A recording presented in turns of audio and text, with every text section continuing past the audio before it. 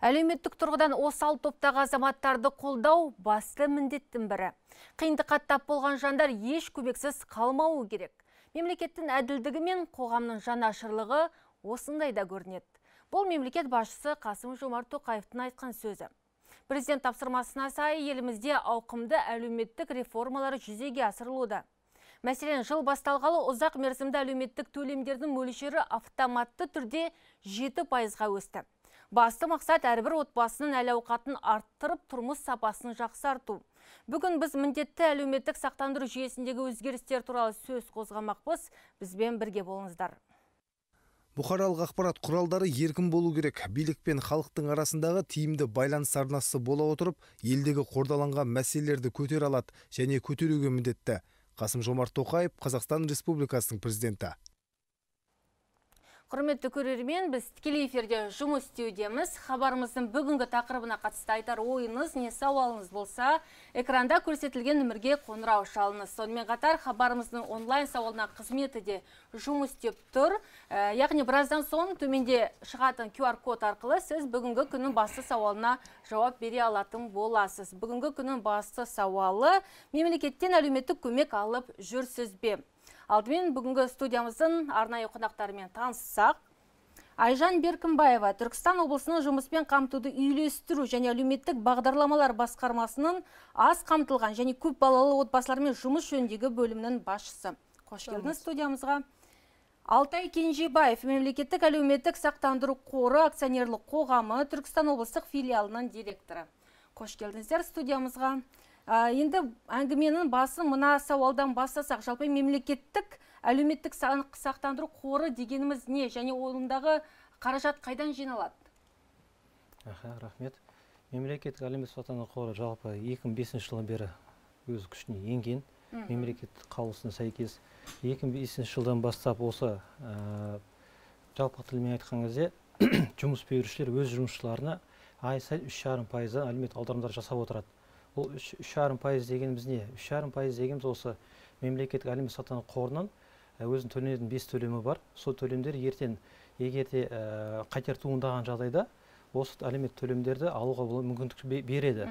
Енді қараңыздар, мысалы әйел кісілер жүктілігіне байланысты әлеуметтік төлемге егер ол кісілер жүгінген жағдайда, бұл кісілерге мемлекет жағынан және біздің қор жағынан және жұмыс беруші жағынан көмек ретінде, қосымша көмек ретінде бұл мысалы жалақысы ай сайын жалақысын жұмыс беруші 3,5% алуға болады. Соның есебінен бұл кісі ертең декретке шыққан кезде осы әлеуметтік төлемді алуға болады мүмкіндік береді. Басты мақсат осы төлемдерді біз сіздерге халыққа және жұмыс істейтін азаматтарға өз кезінде өз уақытысында төлеумен айналысамыз. Тағайындаумен айналысамыз біздің қор. Әнді ресми жұмыс істеп жүрген азаматтар осы қорға ақша аударудан, жарна аударудан бас тартуға құқылы ма? Бұл жоқ, жұмыс істейтін азаматша емес, бұл жұмыс берушінің міндетіне кіреді.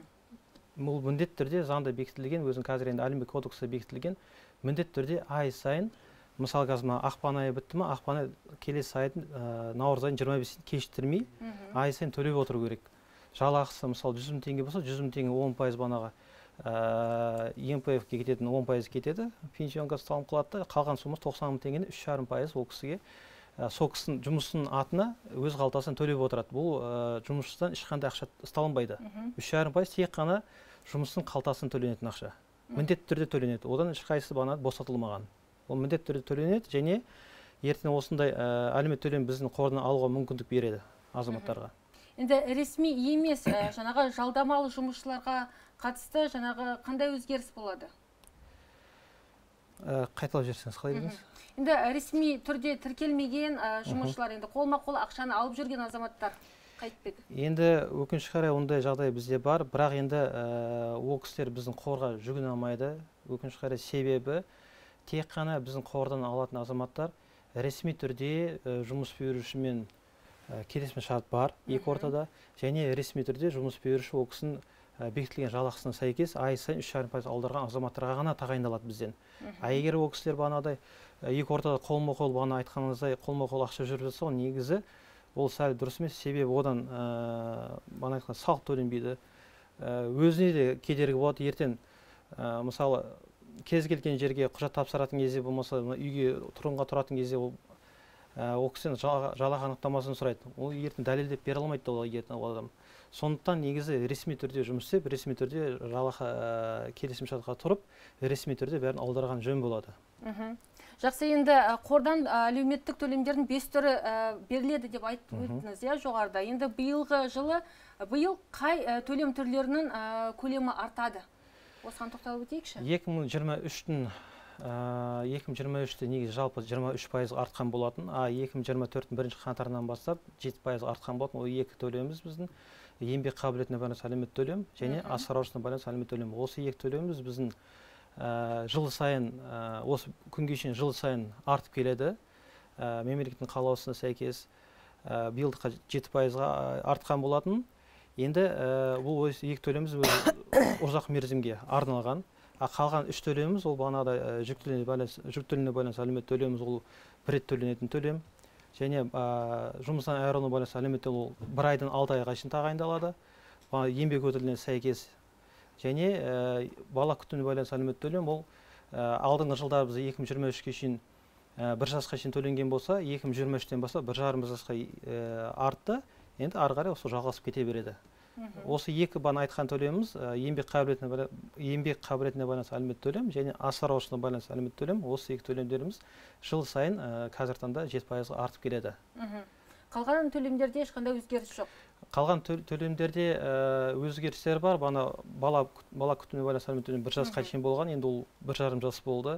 Ол өткен жылы. Өткен жылды. Осы ары қарай осы қалыпта сақталуда. Және жұмыстан айырылуына байланысты әлеуметтік төлем ол жерде орталық жалақысының табысынан 40% болған, ол 45%-ға артты.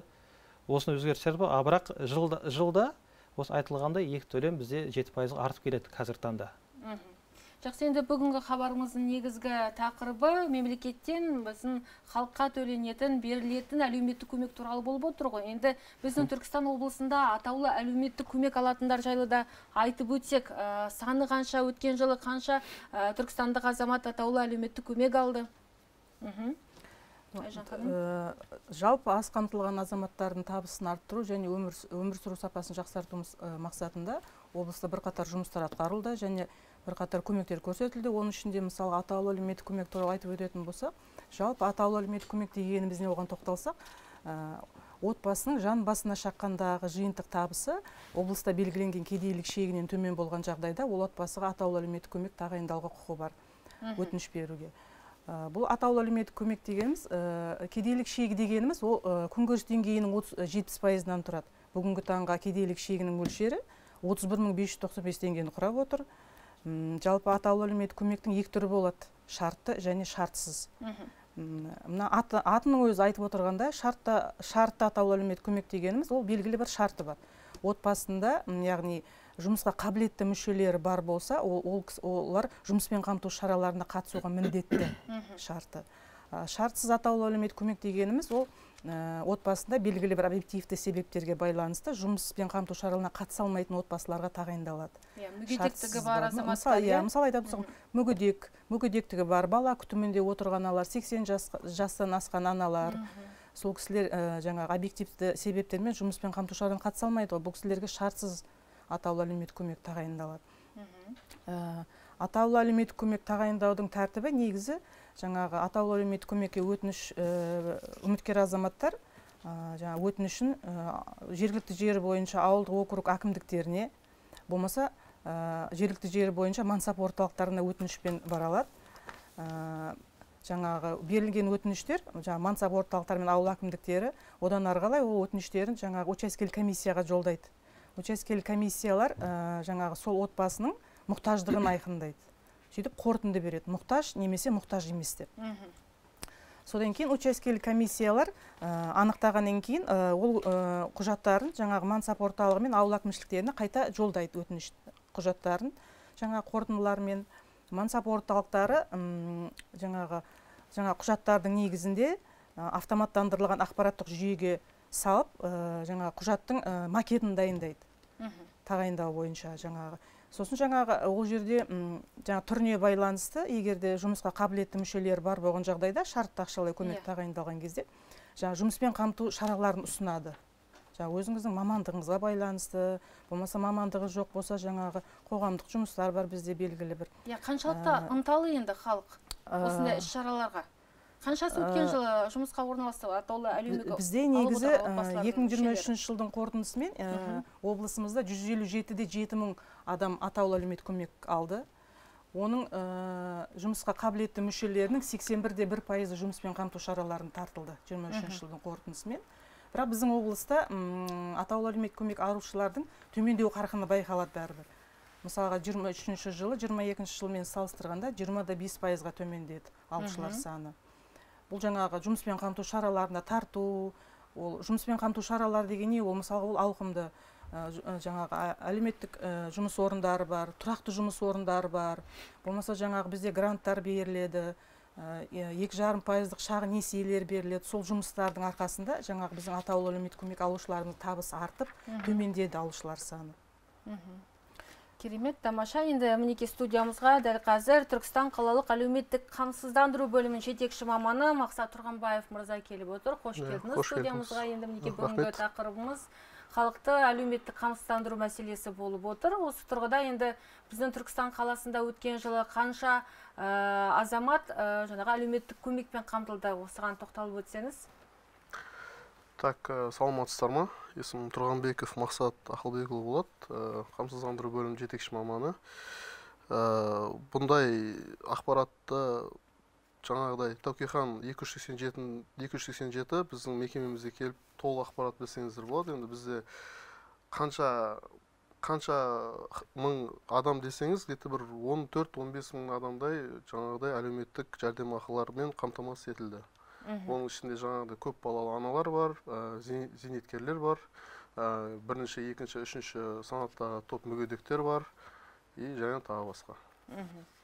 Жақсы, мінеке енді әлеуметтік қордан төленетін көмек туралы жоғарыда айтып өттік қой, енді 5 түрі бар деп. Жалпы Түркістан облысында осы көмектің қай түрін көбірек алып жатыр халық? Қай санаттағы азаматтар көбірек? Жүктілен және босауына байланысты әлеуметтік төлем алады. Ең көбі, мысалы, келесі алдыңғы жылға қарайтын болсақ, осы төлемнің өзінде 45 миллиард теңге төленген болатын. Ол бізде санына қарайтын болса, қазір нақтылар айтатын болсам, 2023 жылдың 2023 Түркістан облысы бойынша бізде 40 мыңнан жуық адам жүгінген. Енді жалпылама сумасымен алатын болсақ, 44-45 мыңнан жуық төлем төленген. Жалпылама алатын болсақ, 2023-ке осы 5 әлеуметтік төлемдерін қамтыған болса 82 миллиард теңге төленген болатын. 2023 жылдың өзіне. Енді тек қана 2023-тің қаңтар айын алатын болсақ, 2023 қаңтар айында бізде осы төлемді қазір таңда алып отқан азаматтар кешіресіме 2023 140 мың адам жүгінген болатын. Соның ішіне 82 миллиарды жалпылама сума төленді.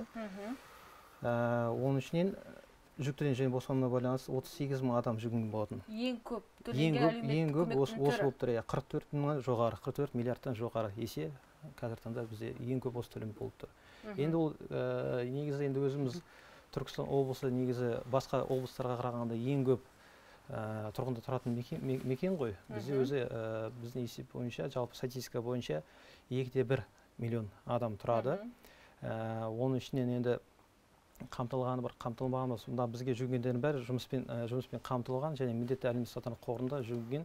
Ол кісілер ай сайын 3,5% төлем жатқан азаматтар.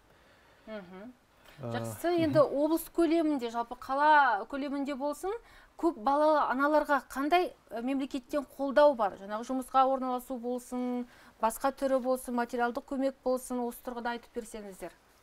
Қанша көп балалы ана бар? Мінеке әлеуметтік кодекс қабылданды өткен жылы шілденің басында. Жалпы ол жерде наградталған аналар деген де ұғымында енгізілді. Оларға енді қандай көмек көрсетіліп жатыр мемлекет тарапынан? Так, 2024 жылдың 1 қаңтарынан бастап бізде барлық жәрдемақылар өсті. 8%-дан 12%-ға дейін. Соның ішінде көп балалы аналар 4 баладан басталады. 4 баласы бар аналарға 59.183 теңге төленеді. 5 балалы аналарға 73.988, И осылай там 19-20-30 балаға дейін кете береді. Және де бұдан да басқа алтын алқа, күміс алқа деген жаңағыдай бізде жәрдемақылар бар. Утери кормильца асыраушысынан айырылған, то есть егер жаңағыдай жұбайы бір әйелі или күйеуі қайтыс болатын болса, асыраушысынан айырылған деген жәрдемақы бар бізде. Жаңағы то же самое, бір бала, екі бала, үш бала. И және тағы басқа осындай. Жақсы, бізге хабарласқан көрермен бар екен. Тыңдап көрейік сауалын. Сәлеметсіз бе, құрметті көрермен? Сіз тікелей эфирдесіз? Я, сауалыңыз болса, тыңдап тұрмыз. Құрметті көрермен, сіз байланыстасыз? Сәлеметсіздер ме? Сауалыңыз болса, я тыңдап тұрмыз. Менің сауалым мынандай болып тұрды. Сіздерге мысалы АСП алу үшін мен 3 балалы ана едім. Техникалық ақау шыққан секілді, я бізге естілмей тұр. Көрерменіміз қайта хабарласады деген ойдамыз. Жалпы бүгінгі тақырыбымыз мемлекеттен әлеуметтік көмек алып жүрсіз бе? Егерде осы тұрғада қояр сауалыңыз, не айтар пікіріңіз болса, міндетті түрде хабарласуларыңызға болады. Сондай-ақ төменде көрсетілген QR код арқылы бүгінгі сауалнамаға да жауап беріп өтсеңіздер де болады. Сондықтан мархабат. Ал біз әңгімемізді одан әрі жалғастырсақ.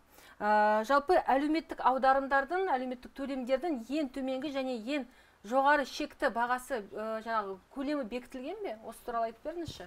Бекітілген. 2024 жылға бұл бізде ең төмен жалақыға сәйкес 85 мың теңге болса, оның 3,5%, ол 20.825 теңге болады. Егер ең жоғарғысы болатын болса, бағанағы 85 мың 7 есе көбейткен кезде ол 595 мың теңге. Содан 3,5%. Өзін олар ортада осыны шектеуге болады. Мысалы, бағана айтқан әйел кісілер декретке шыққан кезде орта жалақысы 595 мың теңге болса, осын 592 мың 4-2 көбейткен өзінің коэффициенті сәйкес, ол кісілер бағана өзін қатысты төлемдерін ала береді. Осы шектеу, екі ортада шектеу бар, бекітілген. Енді мемлекеттік әлеуметтік сақтандыру қорынан төлем алу үшін азамат қандай құжаттарды беру керек және қай жерге бару керек? Өтінімді қай жерге беру керек? Мен алдыңғы жылы келгенде, алдыңғы жылы айтқандай, қазір биылға 2023-ке және 2024 жылға қарағанда қазір бәрі... Алтай мырза, сөзіңізді бөлейін, я бізге хабарласқан көрермен бар екен. Көп күттірмей тыңдап көрсек сауалын. Сәлеметсіз бе? Перзент бар. Әлеуметтік жағдай көмек алып тұрген жас болғастар бар, жүрсіз бе? Ешқандай көмек алмайын. 3 балам кәмелет жасқа толып қойған. Екеуі мектепте оқиды. Я, сауалыңыз? Мемлекеттен қандай көмек бар бізге? Өзіңіз жұмыссыз ғой, е? Иә, жұмыссызбын. Жақсы. Жолдасыңыз жұмыс істей ме? Жоқ, жолдасым да істемейді. Қандай себеппен жұмыс істемейсіздер енді? Ауылда тұрамыз ғой. Ауылда жұмыс жоқ дейсіз ғой. Жақсы, түсінікті. Көп рахмет хабарласқаныңызға. Я, біздің мамандар жауап беріп көреді қазір. Я, ауылда жұмыс жоқ, 5 бала бар.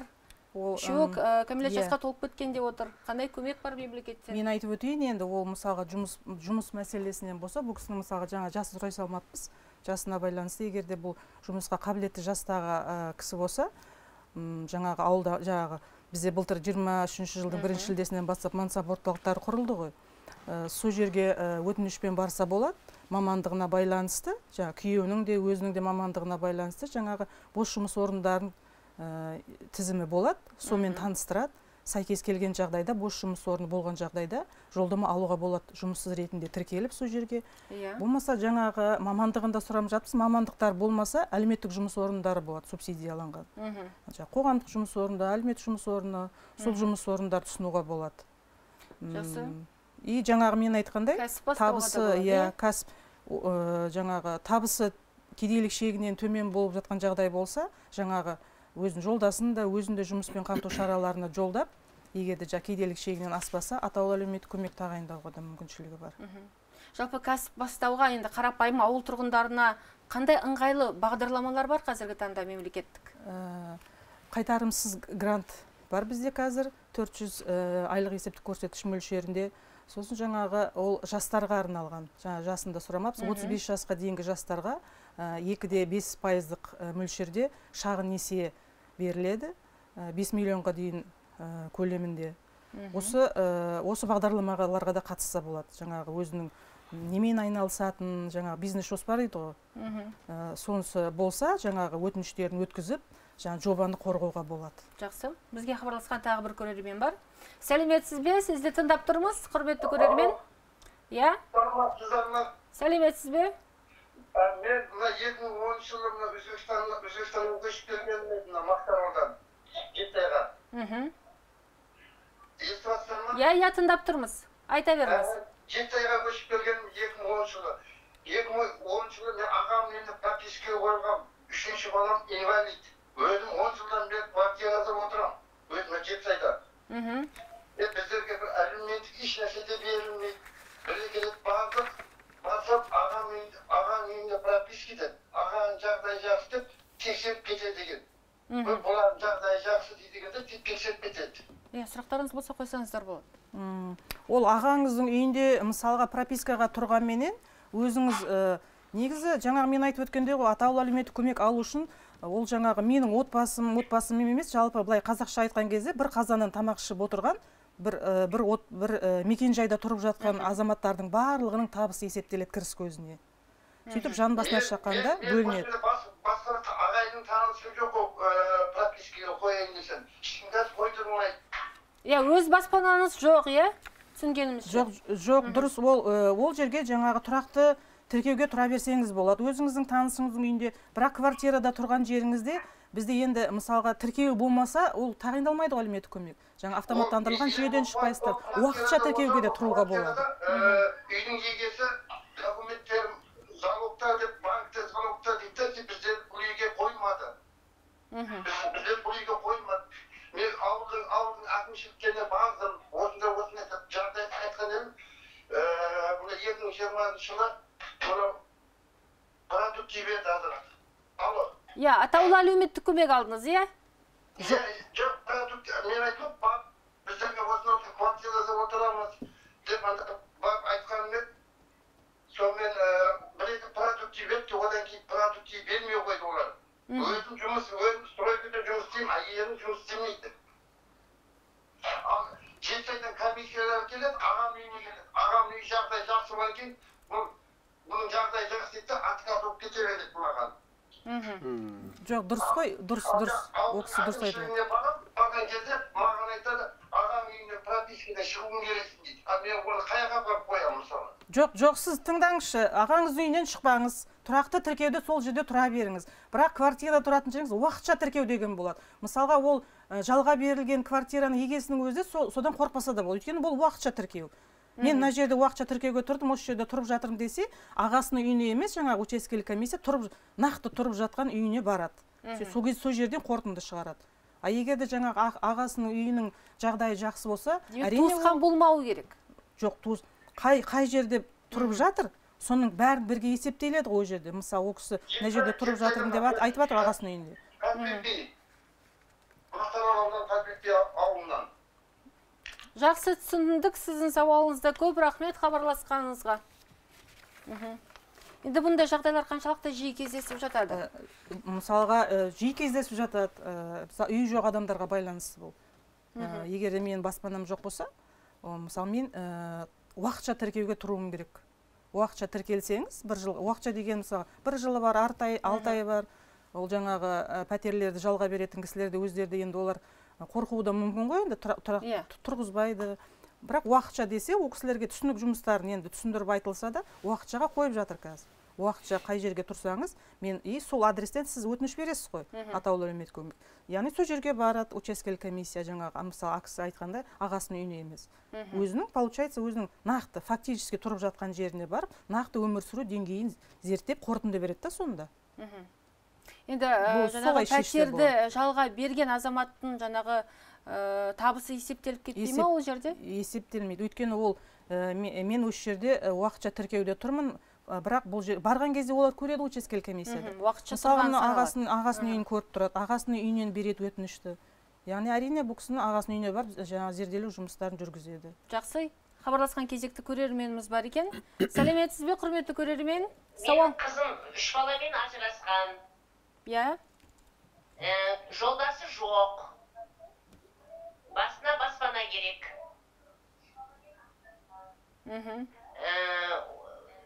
Енді басында баспанасы жоқ, 3 баласы бар. Өзі жұмысқа енді тұрды. Сонымен оларға баспана қандай көмек бар? Соны маған түсіндіріп бересіздер ме? Бар ма бір жолы? Жақсы, көп рахмет хабарласқаныңызға. Енді жалғыз басты аналарға мемлекеттен жалпы қандай қолдау бар, қандай көмек бар, үй алуға қандай мүмкіндіктер қарастырылған деп отыр ғой көрерменіміз. Енді менің білуімше, біз ол саланың маманы емеспіз.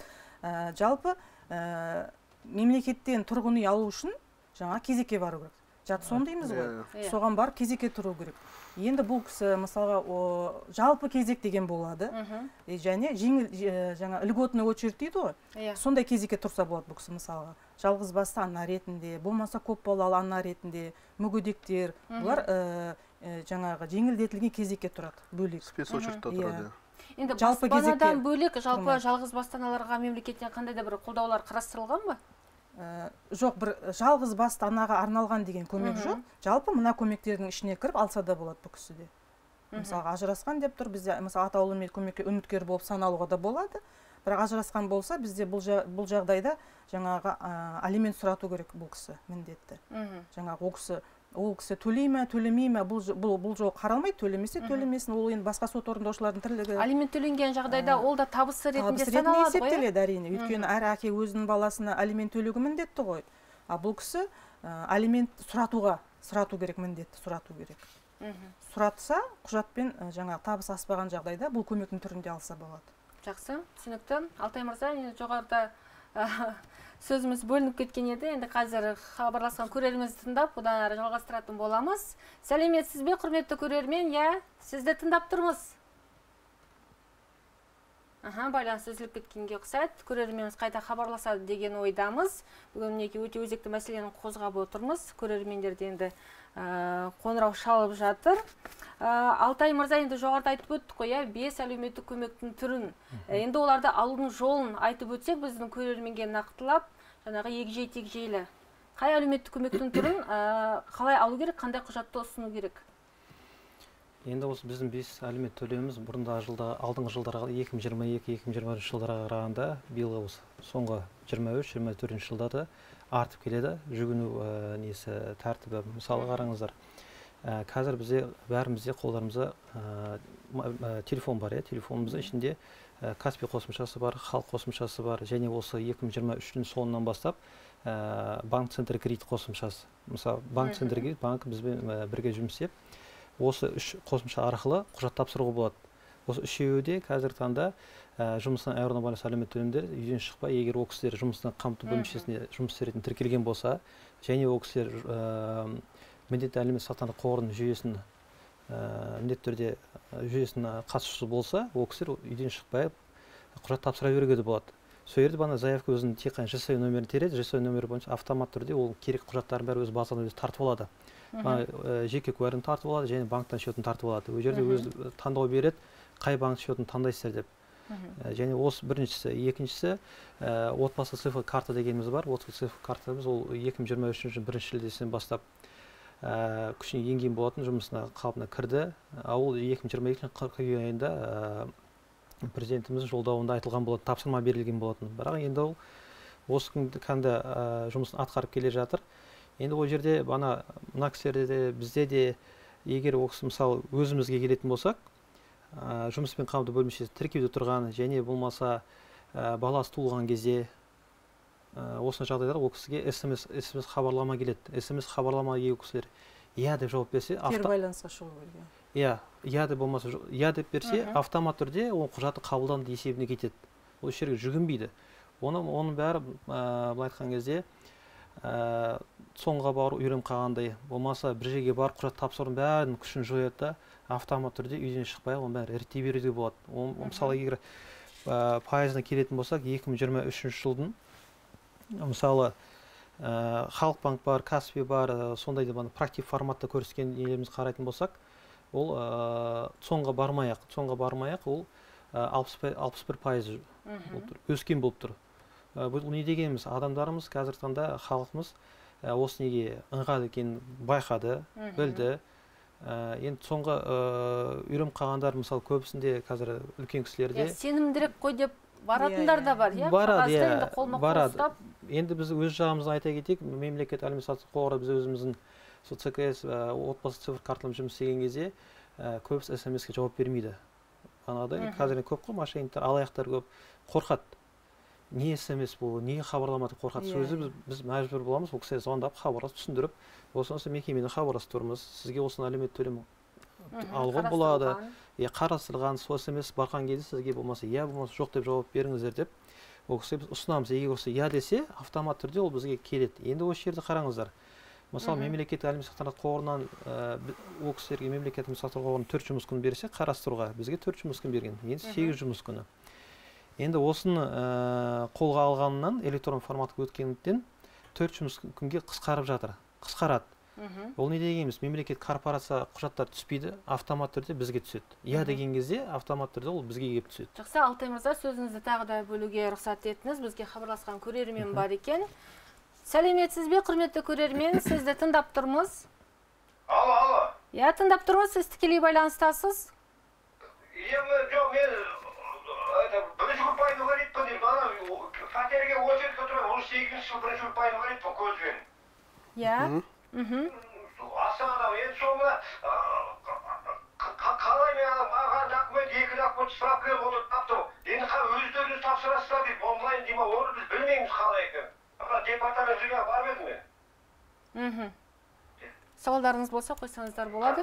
Енді бұл жағдайда егер очередьқа тұрып болатын болса, бірінші топтағы, бірінші санаттағы мүгедек болатын болса, егов порталы арқылы білсе болады, жаңағыдай очередьте қанша болып тұрған. Либо интернет жүйесі еговты білмейтін білмеймін деп тұр. Білмейтін жағдайда жаңағыдай соңға барып білсе болады. Соңға барса болады деп. Соңға барып білсе болады. Көрерменіміз Астана қаласынан хабарласып тұр екен. Жақсы, көп рахмет жауабыңызға. Әңгімемізді одан әрі жалғасақ, жаңағы әлеуметтік төлемдер бойынша. Енді жаңағы еңбек ету қабілетінен айырылған жағдайда әлеуметтік төлемдер қалай тағайындалады және қанша уақытқа тағайындалады? Осының ерекшелігіне тоқталып өтсеңіз. Бұл жерде ең басты мақсаты еңбек қабілеті әлеуметтік төлем тағайындалу. Ол кісілер бірінші медицина әлеуметтік сараптамасына комиссиядан өтеді ол азаматтар. Өткен кезде ол кісілерге бірінші, екінші топ, үшінші топ өзінің деңгейін береді. Егер бірінші топ болса, және де бізден төленетін, қордан төленетін әлеуметтік төлемді алу үшін ол кісілер міндетті түрде жұмыс істейтін азамат болу керек. Осы міндетті әлеуметтік сақтандыру қорының жүйесінің қатысушысы болу керек. Жарна төлеп отырған? Міндетті түрде төлеу керек. Төлеген жағдайда ол кісіге бағанағыдай өзін пайызын береді, 30% пен 100% арасында. Соған сәйкес өзін бағанағы төленетін әлеуметтік төлем тағайындалады. Енді жүгіну жағы ол кісі медицина әлеуметтік сараптамасының сол жерден құжат тапсырса болады. Болмаса бағанағыдай ол кісіге проактив форматта СМС келеді. Үшінші жағы егов порталын тапсыруға болады. Және төртіншісі соны арқылы тапсыруға болады. 4 жолын қарастырып қойған. Бұл айтқан кезде негізі көбінесе қазір таңда көп 2023-тің қорытындысын алатын болсақ, МСДен бізде құжат тапсырған, бірақ айтатынды көп емес. МСДен прямой келген бойынша 46 адам дейді, бірақ бұл көбінесе адамдар соны арқылы құжат тапсырып жатқандар бар. Бірақ енді оңай жолы медицина әлеуметтік сараптамасына еш жерге бармай-ақ арыз берген кезде, комиссия өзі беріліп берген кезде, сол жерде құжатын қабылдап, сол жерде бәрі реттеуге де болады. Негізі оңай жол сол. Одан барып, ар жаққа барғанша, мына жерде бәрін бітіріп кетуге де болады. Енді цифровизация заманында енді барлығы цифрлық жүйеге өтіп жатыр ғой. Қағаз басылықтан жаңағы арылып, ашықтыққа, әділетті шешімдерге бастап отырмыз ғой енді. Мемлекетіміз осындай шешімге келіп отыр. Жалпы енді отбасының цифрлық картасы деп отырмыз ғой, жұмыспен қамтуда осы цифрлық карта қаншалықты қолданыста? Жалпы отбасының цифрлық картасы дегеніз, жаңа кісі Алтай мырза айтып өткендей, ол барлық мекемелердің осы автоматтандырылған ақпараттық жүйелерімен интеграцияланғанда ұштасқан. Жалпы әр отбасының мәліметі сол жерге енгізілген. Жаңағы мына кісі айтқандай, Алтай мырза айтқандай, СМС хабарлама барлық, мысалға сіз қай нәрсеге мұқтаж болсаңыз, жұмысыңыз жоқ, жұмыссыз болсаңыз, жұмыс ұсыну бойынша СМС барады сізге. Жаңа табысыңызды автоматтық түрде есептеп, егер де мына кедейлік шегінен төмен болып жатса да, оған да СМС хабарлама барады. И сол СМС хабарламаға жаңағыдай сіз иә немесе жоқ деп жауап берсеңіз, значит сіз ары қарай сіздің мәліметіңізді ары қарай өңдеуге рұқсат беріп тұрған боласыз да, сізге автоматты түрде жаңағы жұмыс ұсынады, жұмыссыз болсаңыз, болмаса мына атаулы әлеуметтік көмегіміз тағайындалады. Отбасының цифры картасы деген жалпы осы. Жақсы, Айжан ханым, бізге хабарласқан көрермен бар. Сәлеметсіз бе? Сіз тікелей эфирдесіз. Тыңдап тұрмыз, сізді сауалыңыз болса, мархабат. Құрметті көрермен.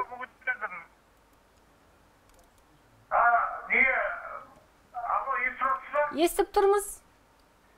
Мен бірінші топта мүгедек, біздің Түркістан шақаралдарында тұрамын. 15 жылдан бірінші топта инвалидтімді. Мына басқа облыстарда біздің бөлік па, мына жаңа пенсияның қағаты, басқа облыстарда бізде көбірек алады ғой. Бізде не алады деген бұл сұрақ. Көп рахмет хабарласқаныңызға. Зейнетақыға қатысты сұрақ болды. Так, бірінші топта мүгедек болатын болса, бұл кісінің жалпы жәрдемақысының мөлшері 95.496 теңгені құрайды. Және де бізде әр облысқа, әр ауданға бөлінген, жаңағыдай белгіленген сумма жоқ. Бүкіл Қазақстанға барлық адамдарға бірдей ақша төленеді. Енді бұл азаматта әртүрлі жағдай болуы мүмкін ғой, может, сот орындаушылар ұстап қалуы мүмкін, или банктың комиссиялар ұстап қалуы мүмкін. Енді бұны жаңағыдай банкке барып, немесе жаңағыдай зейнетақы төлеу орталығына барып, уточнить етіп сұрап көру керек. Бұлай бүкіл Қазақстанға, әр азаматқа, барлық азаматтарға бірдей төлем төленеді. Жалпы зейнетақы көлемі қалай есептеледі қазіргі таңда? Не әсер етеді? Так, зейнетақы төлемі коэффициентпен есептеледі. Бізде бірінші топтағы мүгедектерге 2/20 коэффициент болып өзі бекітілген, екінші топтағы 1/76, үшіншіге 1/20. Әр жылдың аяғында өзі индексация болады. Әр жылда 9-дан 12%-ға дейін көтеріліп отырады. Әр жәрдемақы. Бұл жерде жаңағыдай көп балалы отбасы бар, мүгедектік бар, зейнетақы бар, және тағы басқа. Енді мүгедектігі бар азаматтар жаңағы зейнетақыдан бөлек, енді зейнеткерлікке шыққан кісі болып тұр ғой бұл. Зейнетақыдан бөлек арнайы төлем алады ғой, мүгедектігіне қатысты? Зейнетақы, егер зейнетке шыққан болса, бұл жерде енді еңбек стажы дейміз ғой, еңбек стажымен есептелінеді. Егер еңбек стажы мүгедектік ақшасынан көп болатын болса, өзі еңбек стажымен шығады. И және де бұған СГП деген тағайындалады, специальное государственное пособие. Бұл уже бөлек жаңағыдай от суммы, мүгедектік суммадан бөлек тағы да қосымша жәрдемақы тағайындалады. Ал егер еңбек стажы мүгедектік жәрдемақысынан аз болатын болса, ол кезде мүгедектік ақшасымен тағайындалады. Жақсы. Хабарласқан тағы бір көрерменді тыңдайық. Сәлеметсіз бе? Мен бірінші топтағы мүгедекпін 15 жылда, екінші топтағы мүгедек жерде маған қараушыға айтқан облыстан дейді, ол әр облыста түрлі емес. Мысалы, біреу маған қараушыға 70 мың беріп алды, біреу 100 мың алады, біреу айтады, сондан шығып райшы беруге дейді. Оғай, сондан бұрнау жүрейін, райшы беруге тағы 30 мың қосамыз дейді да. Қараушыға жауап берсеңіз. Көп рахмет хабарласқаныңызға. Бірінші топта мүгедектіге тағайындалған жаңағыдай мүгедекке қараушы адамға да ақша төленетін жәрдемақы бар. Ол бекітілген 65 мың теңге, 65 мың тиыны бар, 65 мың теңге төленеді.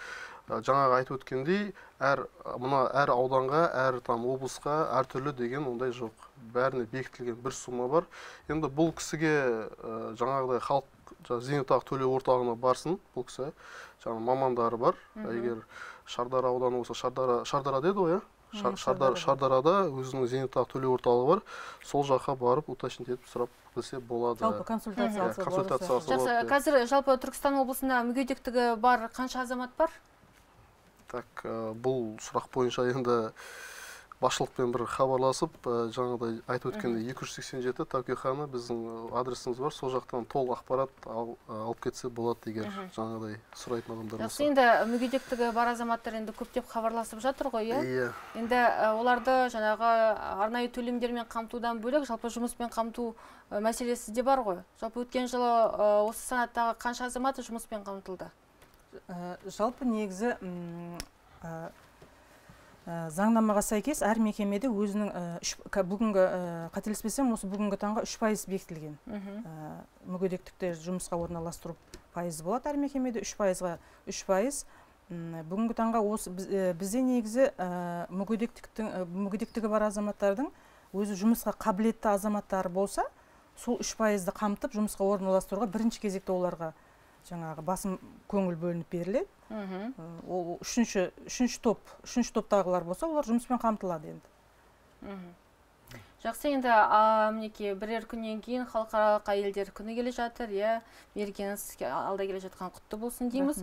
Жалпы әйелдерге қатысты, көп балалы әйелдерге қатысты арнайы бір төлемдер тағайындалып жатыр. Енді мерекеге орай еліміздің әр өңірі, әр жаңағы жергілікті атқарушы биліктер тағайындап жатыр деген сүйінші ақпаратты естіп жатырмыз. Бұл қаншалықты шындыққа жанасатын ақпарат, осыған тоқталып өтсеңіз? Иә, жалпы айтып өтетін болсақ, біздің облыс негізі көпбалалы жаңағы, егерде Қазақстан Республикасы бойынша көпбалалы отбасылардың біздің облыста 4-тен 1 бөлік біздің облыста тұрады екен.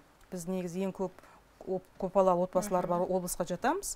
Біздің жаңағы оған тән жаңағы облыстық демографиялық көрсеткіштерімізге байланысты жергілікті атқарушы органдар 8 март халықаралық әйелдер күніне арналған мерекеге орай әр ұжымда, әр ауданның ұжымдарында көпбалалы аналарды марапаттау, көңіл бөлу іс-шаралар өткізеді.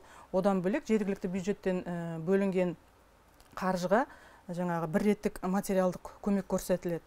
Енді ол әр ауданның өзінің бюджетіне байланысты. Бір ауданда 2 айлық есептік көрсеткіш, бір ауданда 3 айлық есептік көрсеткіш ретінде белгіленіп, жалпы барлығы 42.250 анаға 152 миллион теңгеге көмек көрсетіледі деп бюджет есебінен биылдыққа көрсетілетін болады осы халықаралық әйелдер күніне арналған. Шамамен енді орташа есеппен алғанда қанша? Орташа есеппен алғанда бір анаға 8 мыңнан астам 8 мың теңге көлемінде. Сол көлемінде болады. Оған мысалға алтын алқа, күміс алқа, бірінші, екінші дәрежелі ана даңқымен марапатталған аналар болмаса 18 жасқа дейінгі 4 бала аналардың барлығына көрсетілетін болады осы көмек. Жақсы, енді әлеуметтік қордан төленетін төлемдерге де тағы бір мәрте тоқталып өтсек, және жүктілікке және босануға байланысты кірісінен айырылуы кезінде тағайындалатын көмек түрін бойынша айтып өтсеңіз, қандай өзгерістер бар? Сомалар өзгерді ма? Жоқ, сомалар ешқандай өзгерген жоқ. Коэффициент бұрында қалпында қалды, 4-2. Егерде өз стандарт түрде жүгінетін болмаса қиналып босалған болса, ол 4-7 коэффициенттен көбейеді дегендей өзі сол стандарт түрде қалды.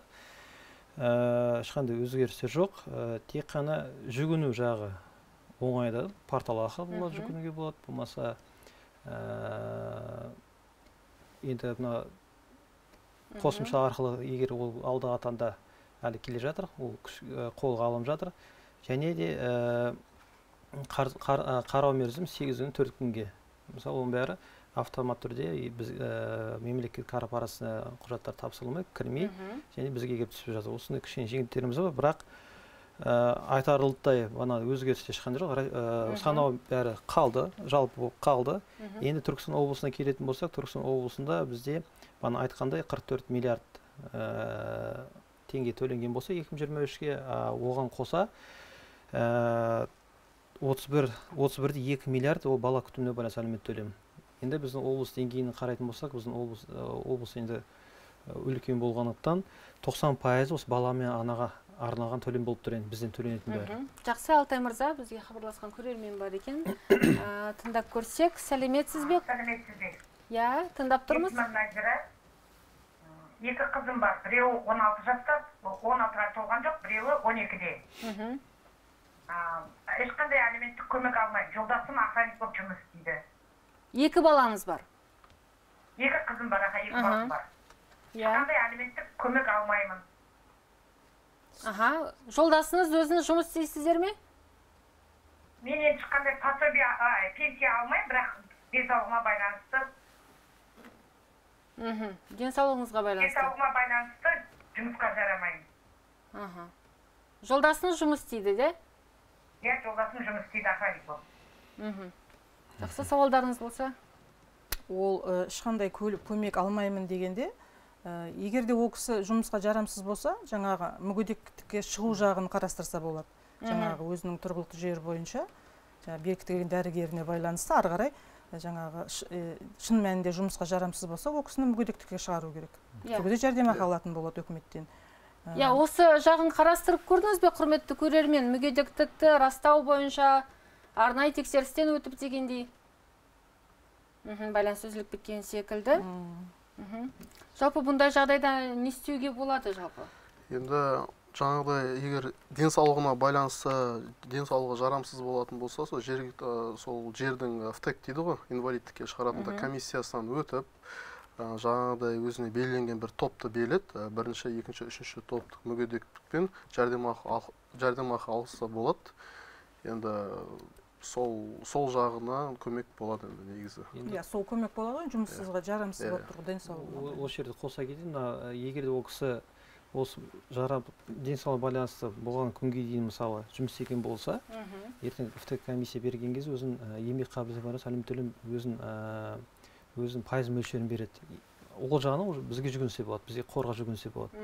Енді бірінші мәселе. Екінші, егер де ол кісі қазір жұмыс жүрген болса, жұмыспен қамту бөлімшесіне барып, мүмкін жұмыс істеуге болатын, енді айтатындай бағанадай Құдай сақтасын, енді бір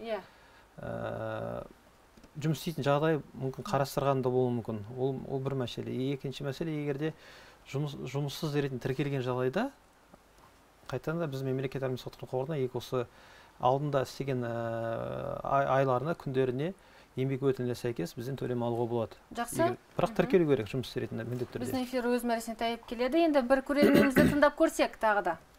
Сәлеметсіз бе? Құрметті көрермен? Мен әлеуметтік көмек ала аламын ба, соны білейін дегенім. Ала алатын болсам, қай жерге қандай документ торлау керек? Ол енді сіз әлеуметтік көмектің қандай түріне алуға үміткер бола аласыз, сол үшін сіз өзіңіз жайлы айтып өтуіңіз керек қой. Отбасыңыз қандай, жұмыс істейсіз ба, мүгедектігіңіз бар ма? Жеке кәсіпкерде құс фермасы жұмыс істеймін. 70 мың айлығым бар. Отбасыңыздың құрамы? Бала шағаңыз, жолдасыңыз жұмыс істей ме?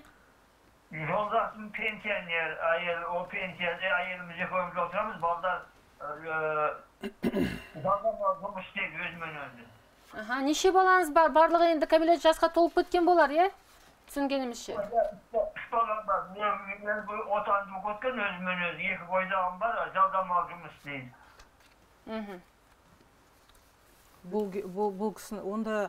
Бұл кісінің отбасында менің түсінгені бойынша 2 баласы бар жұмыс істейтін. Жұбайы, зейнеткер жұбайы, өзім жұмыс істеймін деді. Бұл отбасыға онда көмектің түрі сәйкес келмей қалады, табыс асып кетуі мүмкін. Себебі зейнетке шығып, жұмысқа қабілетті жұмыс істейді. Біреуі жалақысы алып отыр. Зейнетке жетқаны зейнетақы алады, жұмысқа қабілетсіз жұмыс істеп жатыр. Жалпы президентіміз де айтып өтті ғой, өткен жылы жолдауында жалпы масылдыққа жол бермеуіміз керек деп. Жалпы осындай масылдыққа жол беріп, енді жағдайы келіп тұрса да, енді соншалықты айтарлықтай жаман жағдайда болмаса да, әлеуметтік көмектер алып жүрген азаматтарымыз бар ма жалпы? Бар. Оны енді айтып өтетін болсақ, жаңа масылдыққа жол бермеудің түрін ойластырған 20 жылы өстіп атаулы әлеуметтік көмекті түрге бөліп. Жаңа жұмысқа қабілетті мүшесі бар болса, ол жұмыс істеуге міндетті. Масыл болмау керек делінген үкіметке. Біз негізі осы облыс әкімшілігінің тапсырмаларына сәйкес, мысалы біз атаулы әлеуметтік көмекке осы зерделеу жұмыстарын жүргіземіз негізі әр жылда. Осы зерделеу жұмысы барысында бізде анықталған кемшіліктер болады. Жаңағы табыстарын жасырған отбасылар, жаңағы жұмыс істемей, жаңағы ұсынған жұмыспен қамту шараларына бас тартатын отбасылар болады. Сондай жағдайлар анықталса, бізде былтырғы жылдар есептегенде 55 кемшіліктер анықталған, 55-2 миллион теңгеге. Оларға енді шара көріледі, иә? Шара көрілгенде ол қайтарады. Сол 55-2 миллион теңгенің бүгінгі таңға 44-2 миллион теңгесі уже бюджетке кері қайтарылған. Жақсы, бүгін студиямызға келіп, осында құнды мәліметтермен, ақпараттармен бөліскендеріңіз үшін үлкен алғысымды білдіремін. Ал мен өз кезегімде бүгінгі QR-код арқылы жүргізілген сауалнаманың қорытындысын айтып өтсем, мемлекеттен әлеуметтік көмек алып жүрсіз бе деген сауалға көрерменнің 25% иә деп жауап берсе, 75% жоқ деп жауап берген екен. Демек, 75% халқымыздың енді өз табысымен өмір сүріп жүр деген сөз. Құрметті көрермен, осымен бүгінгі хабарымыз өз мәресіне келіп жетті. Келесі кездескенше аман сау болыңыздар.